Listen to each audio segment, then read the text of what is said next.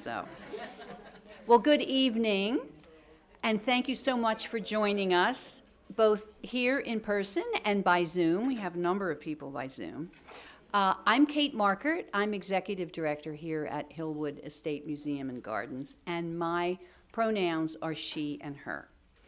As we begin, I always like to take a moment to gratefully acknowledge the Nacotch tank, also documented as the Anacostan, the Piscataway, and the Pamunkey. And these are the native peoples on whose lands Hillwood now stands, as well as the diverse and vibrant native communities who make their homes near us today. We are so pleased to have audiences both here and on Zoom for tonight's program. And for those of you in the theater, you know what I'm saying now. Make sure all of your devices are silenced. I know, I forget mine too. Yeah, you do need to double check. And those of you at home can submit any questions in the Q&A module in the Zoom menu whenever they cross your mind, and we'll get to as many as we can, both here in the theater and at home at the end. Tonight's lecture is the fourth of a five-part series that highlights our current exhibition, Fragile Beauty, Art of the Ocean. The final lecture takes place next Friday with Francesca Cartier-Brickell, who will be talking to us about Cartier and pearls. And of course, while that in person is sold out, there are still remote tickets available. So be sure to register if you haven't already. She is a fabulous lecturer, as many of you already know that, yes. Well, tonight we are very happy to hear from Hillwood's Deputy Director and Chief Curator, Wilfried Zeisler, who will explain the organization of Fragile Beauty, Art of the Ocean, and he will explore some of the stories behind the magnificent pieces from Hillwood's collection that are featured in the show. He's also going to tell us a bit about the contemporary artworks that he's placed in conversation with the historical pieces. Now, before I turn the mic over, I know he doesn't need this, but before I turn the mic over, I'm going to tell you just a smidge about Wilfried. He is a graduate of the Sorbonne University and the École du Louvre in Paris. He has written extensively on French and Russian decorative arts, which is why he was made for Hillwood, just saying, including books, articles, and contributions to books. Wilfried's dissertation, French Objets d'Art and Luxury Goods in Russia, I mean, how perfect is that, right? Was published in Paris in 2014. And since 2009, he has participated in and curated exhibitions in Paris, Monaco, and here in Washington, D.C. At Hillwood, his most recent exhibitions were Fabergé Rediscovered, Balco de Vries, War and Pieces, Natural Beauties, Exquisite Works of Minerals and Gems, The Porcelain Flowers of Vladimir Kanevsky, Determined Women, Collectors, Artists, and Designers, Glass, Art, Beauty, Design, and our current exhibition, Fragile Beauty, Art of the Ocean. Wilfried co-authored Konstantin Makovsky, the Czar's Painter in America and Paris, and most recently, the Houses and Collections of Marjorie Merriweather Post, The Joy of It.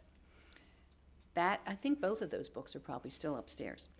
He is the author of Fabergé Rediscovered and Vive la Belle Époque à Paris, Paul de Russie et Olga Paley, both published in 2018, and Les Yusufov, Un siècle des collections françaises, published in 2023. Now, that Vive la Belle Époque à Paris will be published in English. I know some of you have been waiting for this. By Hillwood in 2015 as the Belle Époque Life in Paris, Olga Paley and Paul of Russia. And that will be in conjunction with the exhibition From Exile to Avant-Garde, The Life of Princess Natalie Paley, which Wilfried and Megan Martinelli are curating. Something to look forward to at Hillwood. So now please join me in welcoming Wilfried to the podium.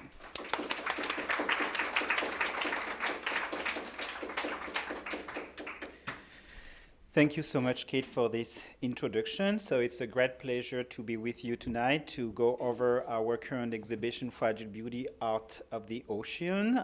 So I thought I will give you a little bit more details about the concept of the exhibition and how it came about through various examples which are featured in the exhibition, but also give you more details about other works that connects to our exhibition. So first, if you have not seen our exhibition yet, this is the entrance of the show.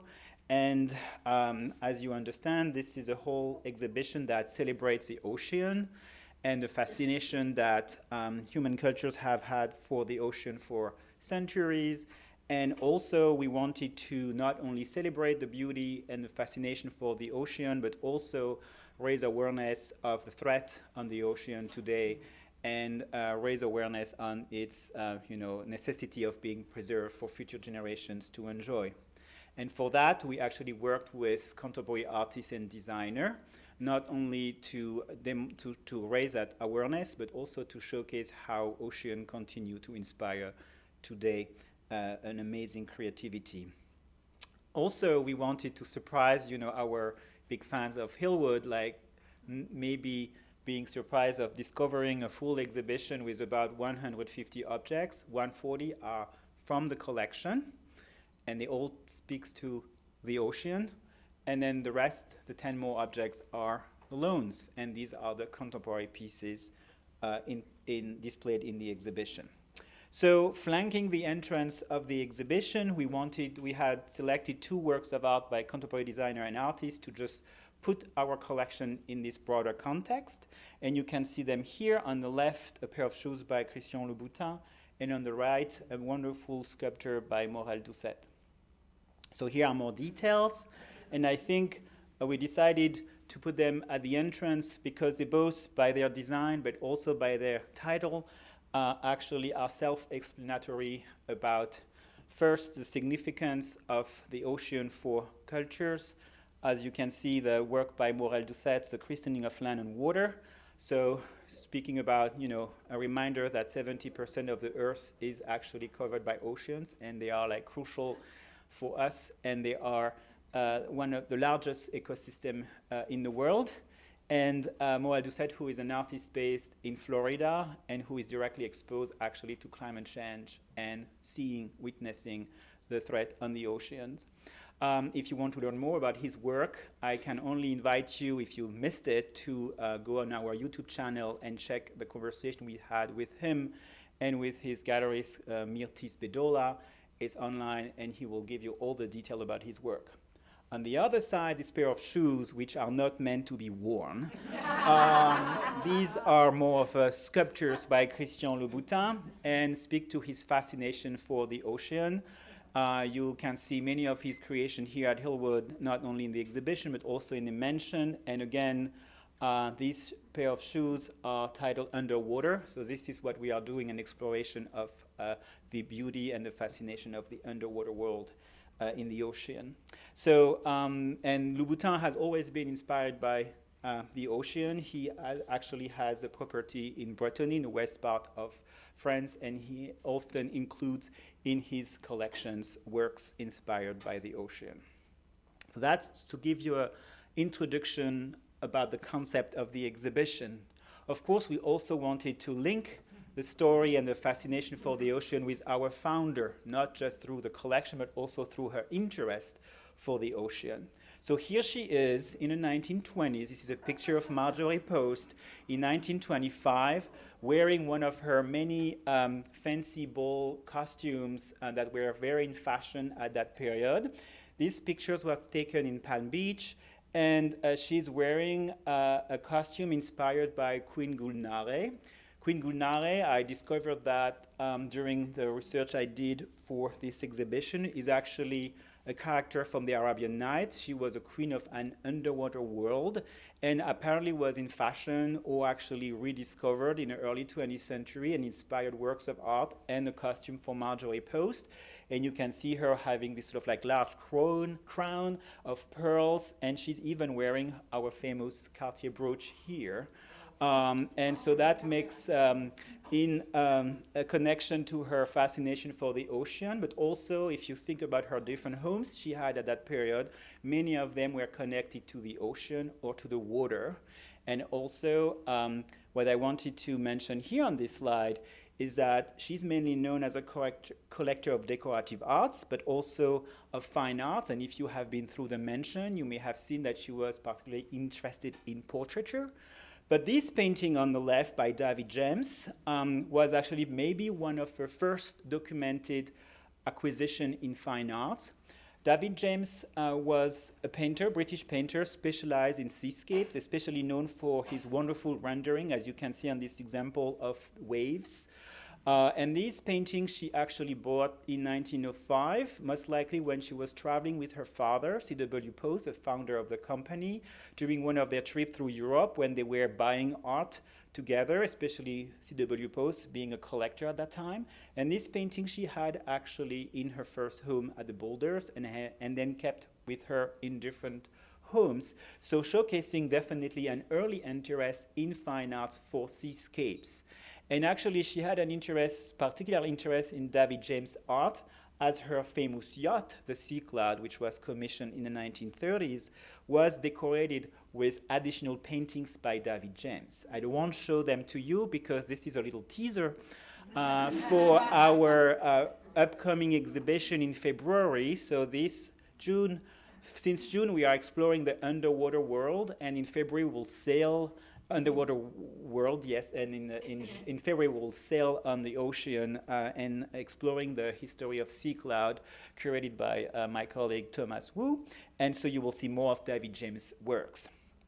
And so a nice teaser and connection, the Sea Cloud, so that's a direct connection to an interest for the ocean.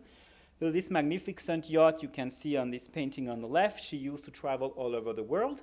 And to connect and also insist further on Marjorie Post's interest for seascape, I want to travel with you to the Black Sea. That was a trip that she did in the late 30s when she was married to Joe Davis, the second American ambassador sent to the Soviet Union. And while they were on post there between 36 and 38, I mean, he was appointed in 36, but they arrived in 37. They traveled all over the country, and she went with the Sea Cloud to the Black Sea, and she made a little stop at Feodosia, which is in Crimea. And there in Feodosia, she actually visited, and she made a lot of notes about her visit, a house museum which still exists today, which opened in the early 20th century, of one of the most famous painters of the ocean, Ivan Aivazovsky. And so she visited it on May 27, 1938, as you can see, and she took notes, and it's actually a really rare moment when she expresses actually her interest or her impression looking at the works of art. And she says, here the luminosity of the water he painted is wonderful. And of course, after she visited, she couldn't resist and bought pieces by Aivazovsky.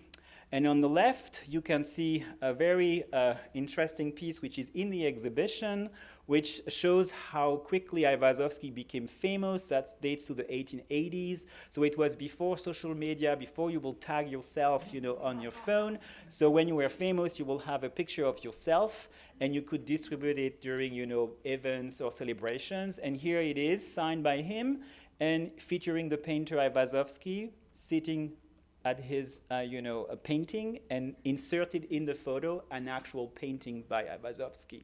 So this piece speaks to the success of Aivazovsky. He was born in an Armenian family, so born in Crimea, and then traveled all over the world, including to the US in 1892, and painted thousands of works featuring the ocean and the beauty of the ocean. He was often surnamed the painter of the ocean.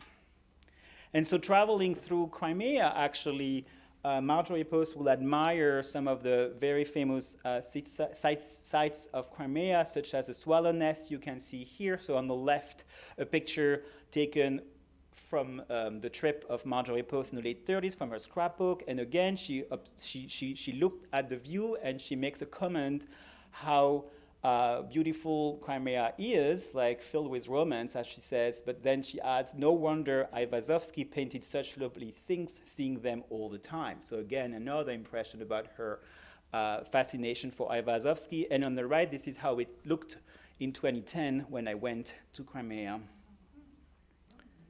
And then here on the left, top left, another page from the scrapbook. So Marjorie Post at the Swallow Nest, as you can see on this page, and other comments of her. And then on the right, one of the 3 small-scale paintings you can see in the show by Aivazovsky, most likely acquired either in Soviet Union or in Europe, because they were featured at the American Embassy before 1939, where her husband was appointed after Moscow. So just to show you how the seascapes and the ocean was a subject of interest for our founder, Marjorie Post.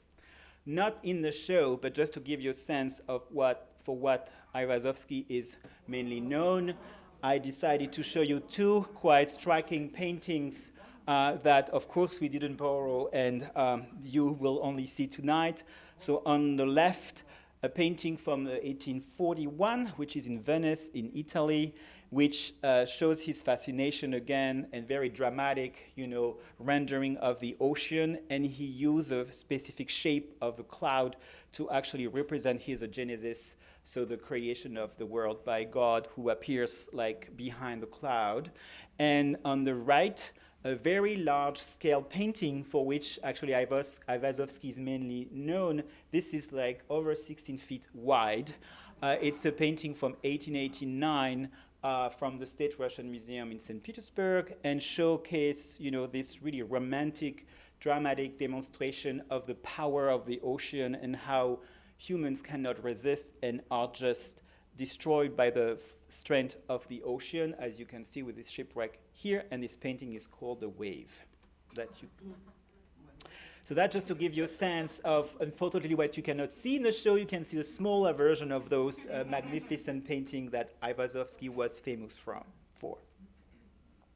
But you have other paintings in the exhibition, such as this one, which dates to the late 19th century by a British artist, Thomas Mills, who was known for his seascapes.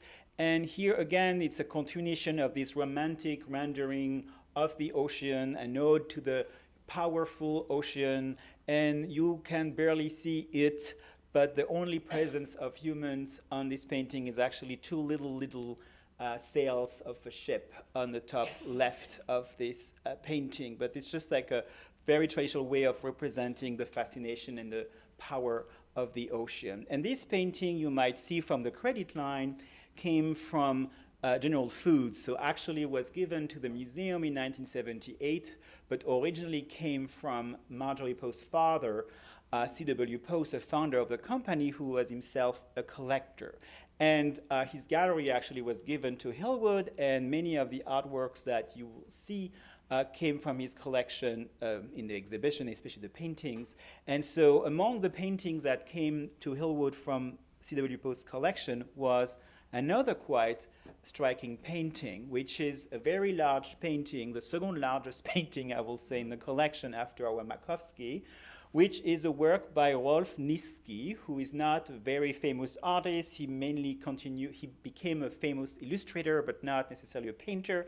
And this was a work from at a young age, 1900, that he did in Munich, either as a special commission or as a copy, when you study to become an artist. And this work is called Treasures of the Sea. And when I started here 10 years ago and I went through storage and I saw this huge painting, I thought, this is intriguing and interesting. And then once I discovered more about the story behind this painting, I thought, well, maybe that could become an exhibition. And here we are with Fragile Beauty. So Treasures of the Sea is actually a copy made in 1900 from Hans Makart. Hans Makart was now today completely forgotten, but was a very, very famous and successful artist from Vienna, Austria, at a time when the empire was very powerful, when Vienna was completely rebuilt and was used as a model in the art.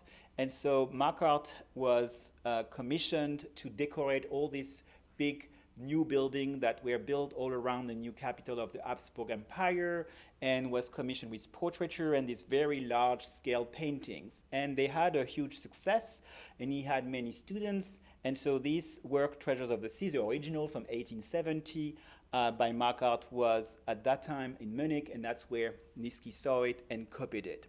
And Treasures of the Sea, so the original by Makart, and we don't bring it here because it's too large, is actually at the Orsay Museum in France, in Paris, and that's the original by Hans Makart. And so it's a celebration, of course, of the treasures and of the richness coming from the ocean, and we'll explore that further. And originally, most likely to decorate an interior, probably a dining room, which was never put in place, Makart was commissioned 2 paintings, Treasures of the Sea and Treasures of the Earth. So making perfect sense, as a decoration for potentially a dining room. And so these 2 paintings are today at the Orsay Museum. So let's go back to Treasures of the Sea. We will actually explore the painting, and you will see how many aspects of these different figures represent different themes developed in the exhibition. So let's start with the figure on the left.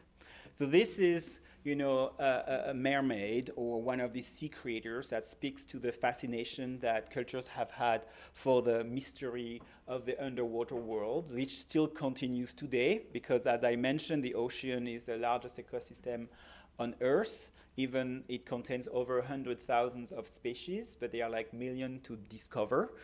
So still a place for mystery. And so because it was such a mysterious space, unknown, so it inspired many myths and legends, including those fantastical creators such as mermaid, and sirens. And here they became source of inspiration for many decorative elements. And on the right, you can see those mermaids used as handles for this beautiful vase produced in Russia in the first half of the 19th century by the Imperial Porcelain Manufacturer in St. Petersburg.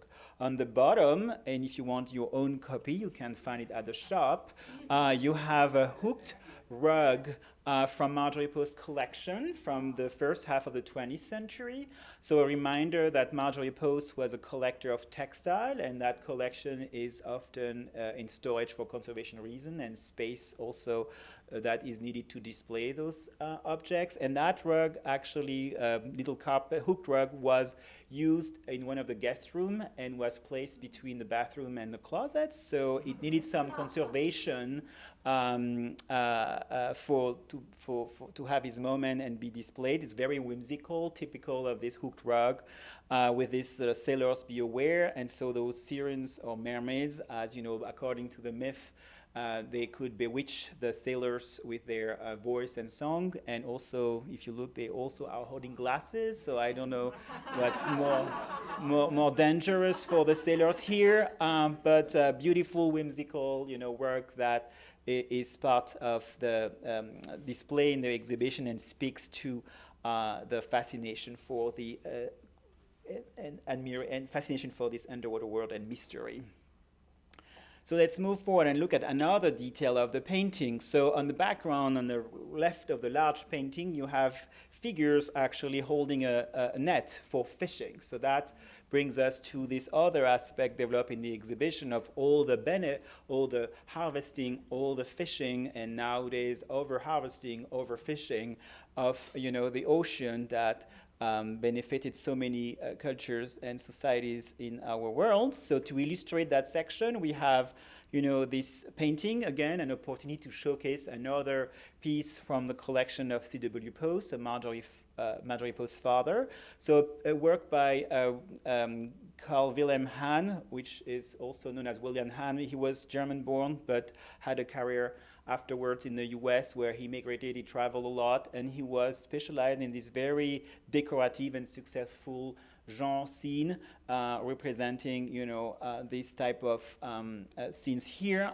We have a harbor here, which is Naples in Italy. You can recognize the Vesuvio, the volcano at the back. You have a very quiet sort of like scene of peasants coming, selling their vegetables and, sort of market scene in the front. But like if you watch what's going on the beach, you have those typical like traditional fisher ships and vessels on which the fishers are resting before or after having fished.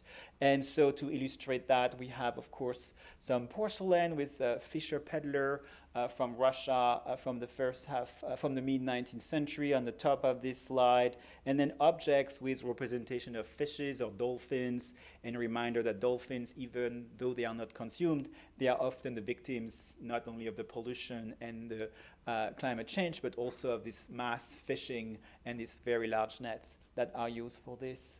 And then in the center, one of our contemporary pieces that speaks to the threat and the pollution of the ocean, and also a reference to fishing in a way. This is a work by Courtney Martison, and you will see another installation. We had, I hope you were able to attend a wonderful program with her as part of our series a couple of weeks ago in partnership with the James Renwick Alliance for Craft. And Courtney Martison is a biologist and also a ceramicist, so she knows really what she's talking about. And she is fascinated by the beauty of corals. And here this piece, you can see the coral has already bleached, so it is almost dead. It's called the catch of the day. So what was the catch of the day? Not a delicious fresh seafood that you will be served in a restaurant, but actually plastic utensils, as you can see, which are made of porcelain on this specific piece. So if you look closely to our painting, you will have also a lot of seashells represented, as you can see on the detail on the left. And so this is also a theme that we developed in the exhibition. So seashell as a sort of source of inspiration, telling the fascination that especially Western cultures had for this perfect shape coming from the nature, from ocean, and which inspired a whole lot of design and a whole style, the Rococo style, which is based on naturalistic forms, especially taken from the ocean or from the sea, and especially inspired by the shell shape. And so we have a large quantity of shell-shaped objects in the exhibition, starting with pieces from the 18th century when the Rococo style developed, like this wonderful shell-shaped dish in Sèvres porcelain from the 18th century, from one of Marjorie Post's sets that she collected.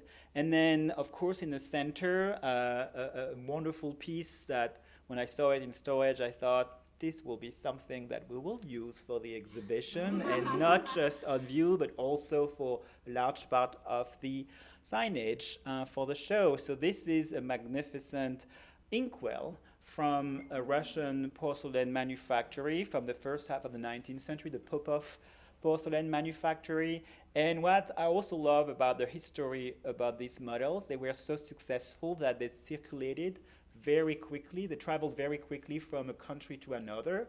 And so this is created like in the 1820s, most likely in Russia, but it's based on a model from a few years prior from France, from Sèvres. And same with those shell-shaped like cups you can see on the bottom. So the one with the gold and the red, so technically it's a shape of a shell, gold, but like they try to imitate coral for the red for the handle. It's porcelain. It's also Russian from the first half of the 19th century after a model. And from the same period, the one on the bottom is actually Austrian. So you can see how these models were traveling very quickly through actually the objects themselves, or through prints or models that were circulating from a workshop to another. And what I find interesting is like the same shape, but a different treatment. So gold and red to imitate the coral. And for the Austrian version, you have black instead of red. So that's to more or less imitate like seaweeds, which have a dark, green or black color. And the color of the exterior of the shell-shaped cup is quite interesting. Not sure it's very successful, but it's an attempt to imitate the iridescence of the color of the mother of pearl. And then, of course, shell was also used, and continue to be used as a source of inspiration because it's also associated with one of the, Greco-Roman myth, the birth of Venus, who, according to the mythology, was born in the foam of the wave in a shell, as you can see through this painting we, of course, didn't try to borrow by Botticelli from the Uffizi in Florence, from the Renaissance, which is, of course, a masterpiece, but such a well-known piece that it inspired many, many, many works. And you can see in the center that vase, Art Nouveau vase from the early 20th century, is a reinterpretation of that famous scene, and it's a work that once was part of Marjorie Postfather collection that is shown here. So it's really the moment for this vase. And then here 2 photos of, again, Christian Louboutin. So while many of his work you will see here were not meant to be worn, actually the one on the left is part of the heritage collection of Christian Louboutin.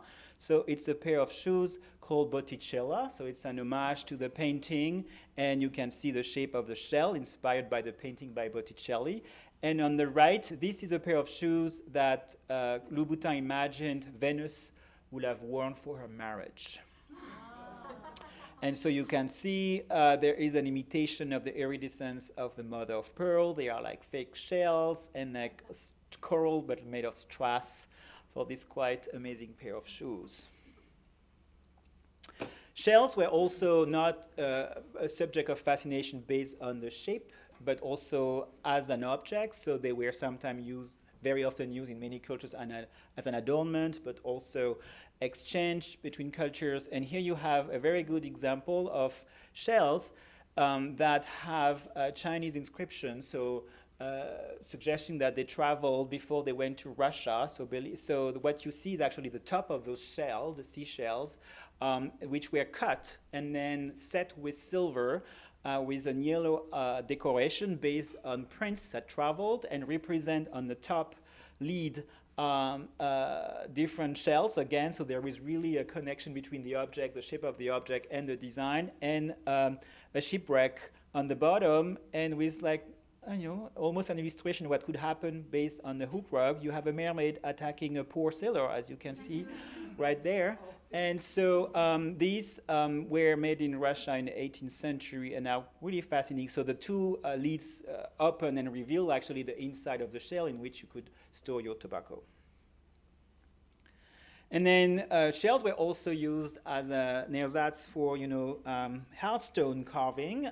So some of the big and large conch shells, and here, and still today actually, and here you have a workshop which was very well known for this type of production in Italy, the Solini workshop, and so which was, of course, a place of travel. And then when tourists will go there, they will go to the workshop and have their likeness created in those cameos. And here you have a Russian family, father, mother, and child, who went to Italy and had their face carved in those cameo shell-made pieces and profile, and then they brought it back to St. Petersburg and had them framed with gold for these beautiful objects in the exhibition. And then, of course, if we talk about shell, we can also talk about the inside of the shell, the mother of pearl. And here, I'm not so sure, but I think the iridescence of the bandeau on the head of that figure evoke the mother of pearl. So that's, again, detail from our painting. And here we have a close-up of one of the really most important piece in our collection regarding our gold presentation boxes in our French collection. It's a very early work from the 1720s. It's very rare. It was made in Paris and speaks to the luxurious production of jewelry in Paris at that time during the Régence. And so it's a snuff box in the shape of a shell made of gold and covered with mother of pearl with those beautiful motifs of garlands and flower arrangement. And then here is one of my favorite maybe piece in our mother of pearl collection.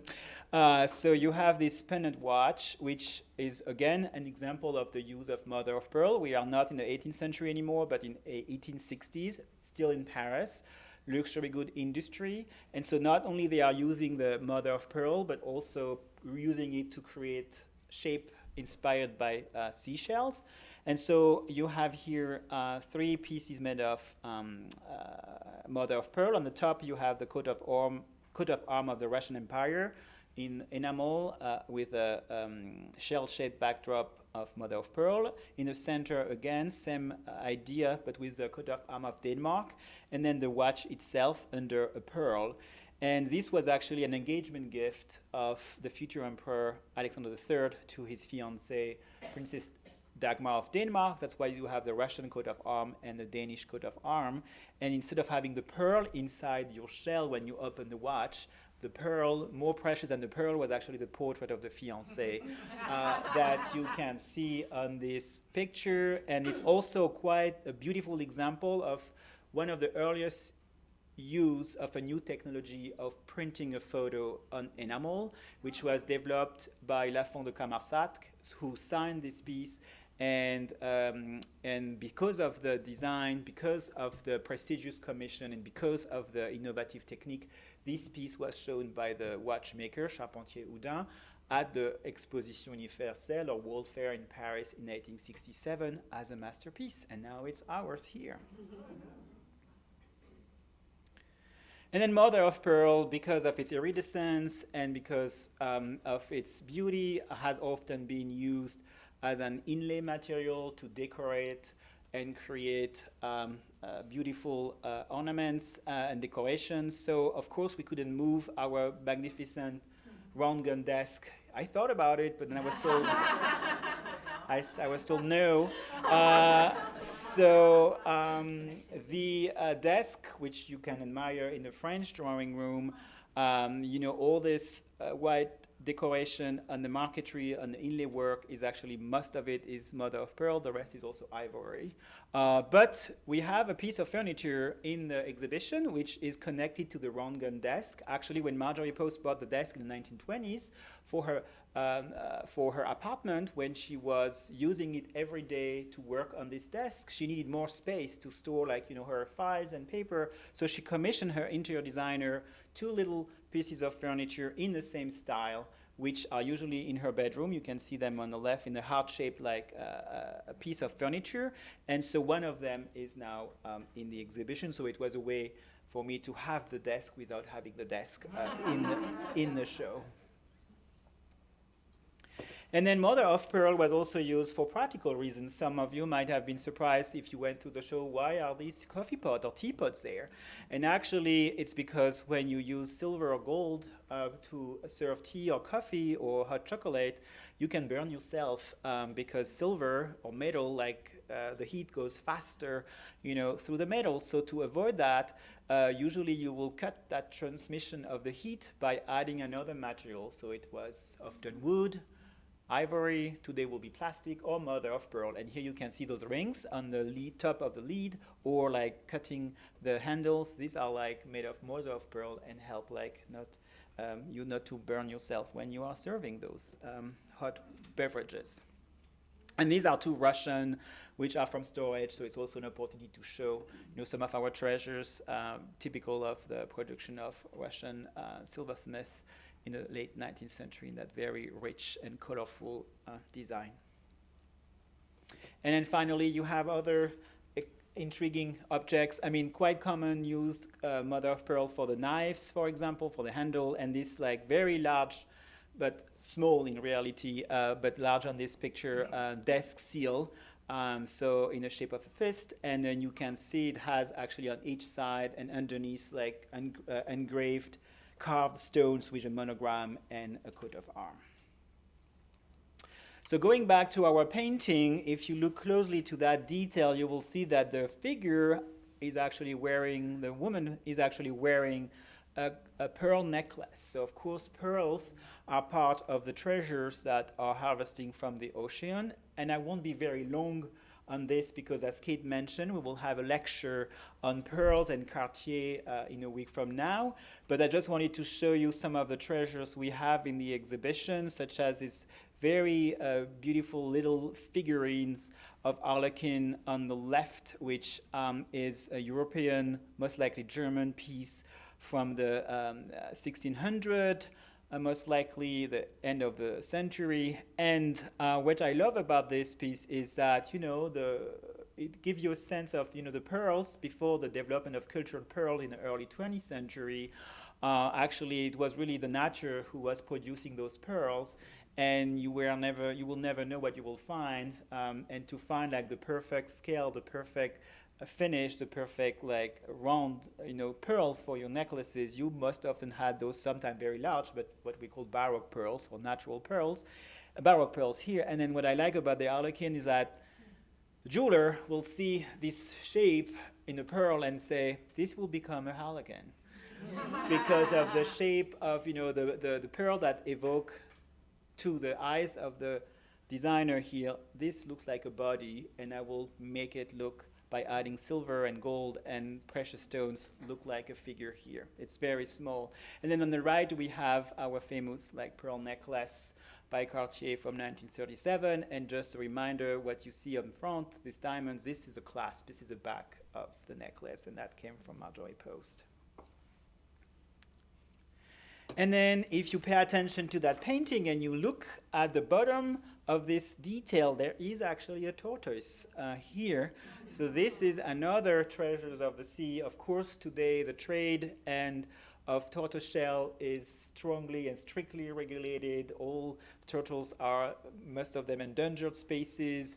So but there are also wonderful substitutes to tortoiseshell today.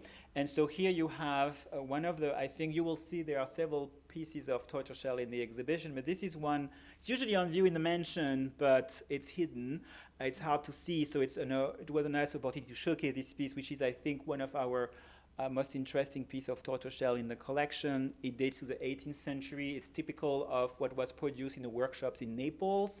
There were several workshops specialized in this type of objects in the 18th century, and it makes sense that it was based on a very famous harbor because of the access to those materials. And so this is a technique of using the tortoiseshell to create those precious boxes, and in which they will use the sort of specific finish and color of the tortoiseshell at the backdrop for a very luxurious scene made of inlaid material, especially little gold nails, gold little plaques, and mother of pearl to recreate a scene like this one, which is a mythological theme for this very beautiful decorative box made of tortoiseshell. And then we have coral here finally, and you can see the figure on the left. She's wearing not only a necklace made of coral, as well as the child she's holding is wearing a necklace of coral, and she has also a piece of red coral in her hair, as you can see. So that's again another section, another material threatened, as we mentioned earlier on, with especially the increase of the temperature of the ocean. And here we have a few selection of coral pieces. And we have this piece on the left that I really wanted to have in the show. I was hoping I will find out what it was, and was not able to. So there is still a question mark. But you have a beautiful example of red coral set here with silver on an ivory handle with cabochon corals. And it has always been cataloged as a back scratcher. So I'm open. I left the question mark, so I'm open to any, suggestions. And then to the right, of course, we have some of our precious objects, especially in this Art Deco, from the Art Deco period by Cartier. Coral became particularly appreciated in high-end jewelry in the 20s and 30s, especially after the Depression, when there was a bigger interest for less expensive or less expensive stone and materials. And here we have a beautiful Cartier frame, typical of this style and design, featuring actually Marjorie Post's daughter, Dina Merrill. And then we have, of course, some coral jewels, coral and onyx and diamonds from our collection. from that same period, and which were a recent gift to the museum, even though they came from Marjorie Post. So it was a wonderful opportunity to showcase them in this context of the exhibition. And speaking of coral, of course, we have to end with another work by Courtney Mathison, which is a wonderful installation that ends the show, which is called Aqueduct. And it speaks to her passion for coral, which is crucial to the ocean ecosystem, and not just the ocean ecosystem, but to the whole world ecosystem. And at the contrary of the previous work I showed you, which is bleached coral, this is like colorful coral, how it should look like. And it's over 400 pieces of ceramic, which are installed on the wall. The vent is part of the installation, because the whole concept of the exhibition is to talk about the threat on coral reefs. They are mainly established in the southern part of the world, and with the increase of the temperature of the ocean, of course they are threatened. And there is also the rise of the water due to the climate change. So the concept here is that to survive, coral reefs have to move up north. And with the rise of the water, they will go through all of our vent, and they will come through the vents, and just to tell us what's going on. And so that's the aqueduct installation, and it works very well in the last space of the exhibition. You recognize some of the seascapes we saw today. And right in front of it, you have this wonderful installation by Théo Mercier, a French artist who actually in his work using onyx and marble, but in the shape of traditional, objects we have seen everywhere on the beaches, walking like as trash, asking us to think about consumption and what it costs to produce this object, to use this object, and what happened to them afterwards. And then we have this panel on the right. The ocean starts here, because you may wonder, okay, an ocean exhibition here at Hillwood on a hill, and actually just a reminder of the water cycle and how everything you do here connects to the ocean. Thank you very much.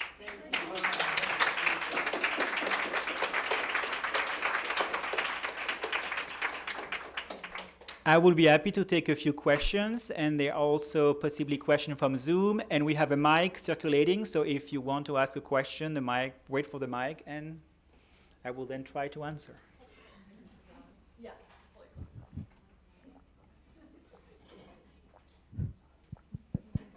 Just hold it close. You have to hold it close. Real close. Okay. Wilfried, one time we were talking about Treasures of the Sea, and you said that you found it in storage and that you had it conserved. So are all of the paintings in the exhibit of necessity conserved? So yes, many of I don't remember if all were conserved, but most of them were at least cleaned and the frame fixed for the show. And when I say found, it's hard to not find it. It's, but it was hanging in storage, so it was cataloged and so on. But it was very intriguing. And yes, so we had most of the painting I think in the show were conserved, cleaned, and the frame too. Yes, because it's for most of them the first time that they were actually. They have been shown in the past. In different contexts, but they were sitting in storage for quite a long time. And then they go back to storage? Yes. Well, this is, why we do those exhibitions. It's really a moment to showcase some of the objects from storage, because we have about 20,000 works of art in the collection. 30% was 25% when I started, 30% now. So I don't know. So I think we have reached a max now, but and they are all very interesting pieces in storage, so it's a moment for them to be shown in the context of an exhibition. And it also, how crowded the mansion can look like sometime in some areas, or like pieces are, behind a desk or something. So it's a moment, also an opportunity not only to highlight objects from storage that deserve to be highlighted, but also to highlight objects in a different way from the permanent display.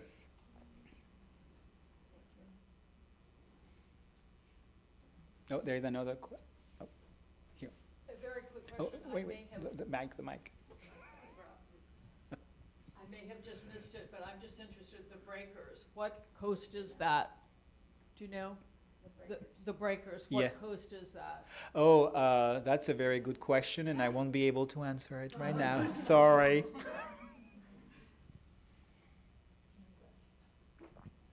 Yeah, most likely in Great Britain somewhere. Wilfried, we have a couple questions from the Zoom audience. One is, could you talk a little bit about Ivanovsky and his identity, and more about his Armenian background and his family background? That's a very good question. So yes, as I mentioned, Ivan Aivazovsky is from the Armenian diaspora, and so which was a very large community in the Russian Empire, and his family was established in Crimea, and that's where he was born. So he has been considered like with multinationalities, and so yeah, that's his family background. So he was a citizen of the Russian Empire of Armenian origin. Fantastic. We also had some other questions about, what was some of the more intriguing or exciting discoveries or moments of aha for you as you were doing this new research and this new putting together of this exhibition? Well, I guess I showed them all tonight, so I have a hard time finding another. I know. So the contemporary pieces. So, it's not always easy to find the right artist and the right work that will create such a strong dialogue with our collection. So sometimes you think about an artist, and sometimes they want or sometimes they don't want to participate. And then if they want, then you ask, you thought of them because of a specific work, but is the work available? That's the other question.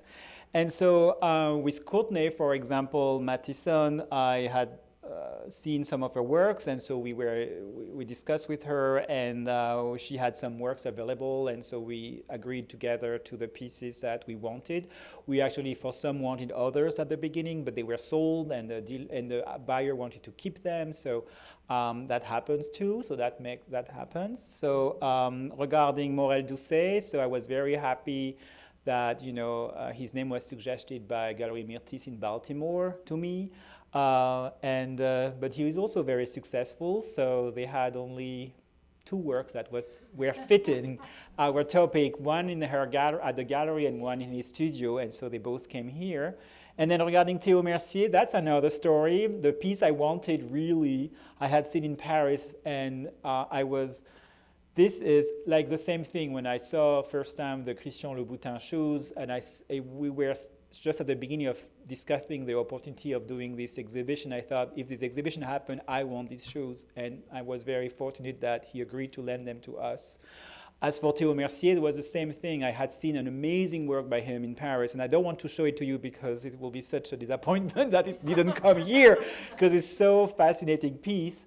But it was not possible to bring it here, and so he suggested another piece, which I thought was really exciting by seeing it on a picture, but you never know. I had never seen it like in person, and I discovered it only when it arrived. So the installation you have right there, and I have to say, not just for me, but the whole team, when we started to unpack the thing and put it together, we were just so happy with this choice, with this selection, because it works so well as the other works. But it's sometimes, you never know until it's here. So that's what happened.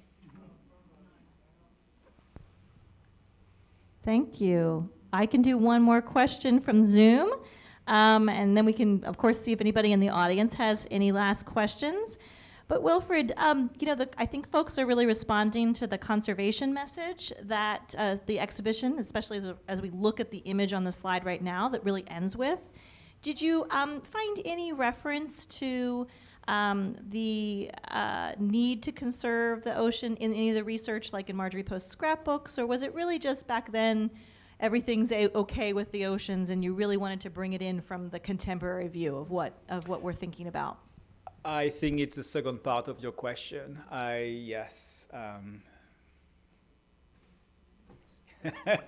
Yes, there was no really proof of such concerns coming from the resources I had.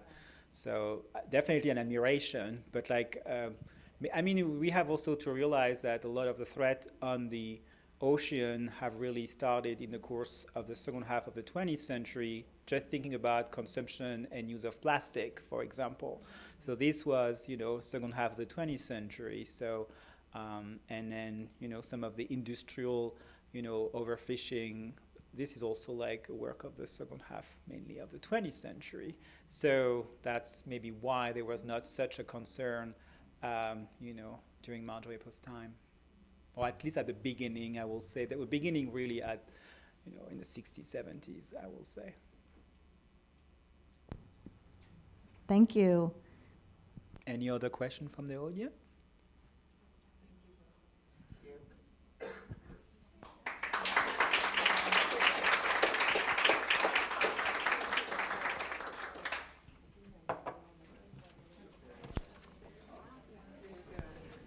Thank you, Wilfried, for a wonderful talk. We just got a comment in that said Wilfried is so good, I could listen to him for hours. I think we all feel that, and we hope that everybody has a very easy and joyful ride home. Thanks for coming out and being with us tonight. Take care.